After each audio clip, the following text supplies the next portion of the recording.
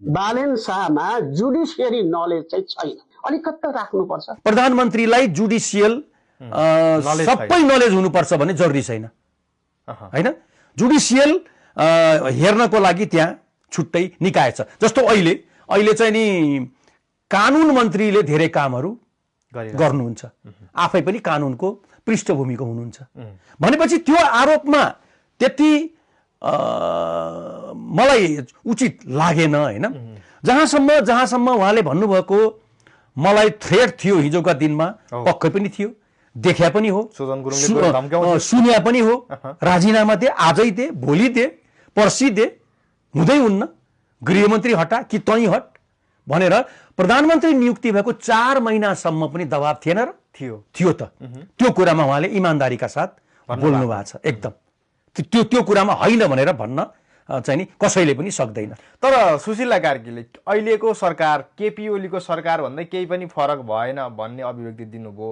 केपी ओलीहरू पनि खानै आएको, उनीहरू पनि खानै आएको, सबैलाई चाहिएको त्यही पदै रहेछ, कुर्सी नै रहेछ, जनताको लागि होइन आफ्नै लागि आएको हो सबै भनेर भन्नुभएको छ। यो चाहिँ के हो क्या? यो जेनजीको आन्दोलनपछि आएको परिवर्तन भएपछि भएको सरकार भनेर हेरेको कुरालाई सुशीला कार्कीले त केपी ओलीसँग तुलना गरिदिनु भयो यो सरकारलाई। उहाँले गजब गरिदिनु भयो। त्यसरी किन त्यस्तो अभिव्यक्ति, कडा अभिव्यक्ति आइरहेछ उहाँको? रिसले चुर हुनु भएको छ एकदम। त्यस्तो अभिव्यक्ति आउन हुन्न।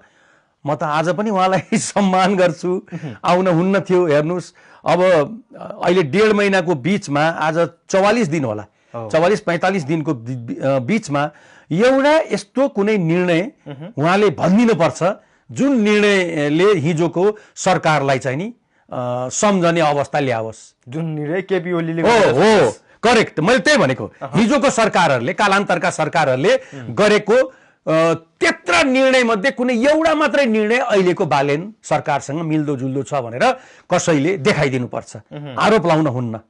आजको मितिसम्म पनि एउटा पनि के अरे तपाईको अपारदर्शी गतिविधि क्रियाकलापहरू भएको गरेको देखिएको पनि छैन, सुनिएको पनि छैन।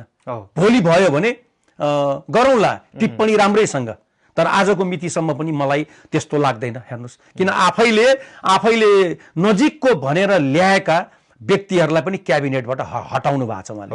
अनुसन्धानको दायरा चाहिँ नि प्रभावित नहोस् भनेर हटाउनु भएको छ भनेपछि कुन हिजोको र आजकोमा कुन सन्दर्भलाई लिएर चाहिँ नि एकै देखिए त? मलाई त त्यस्तो लाग्दैन।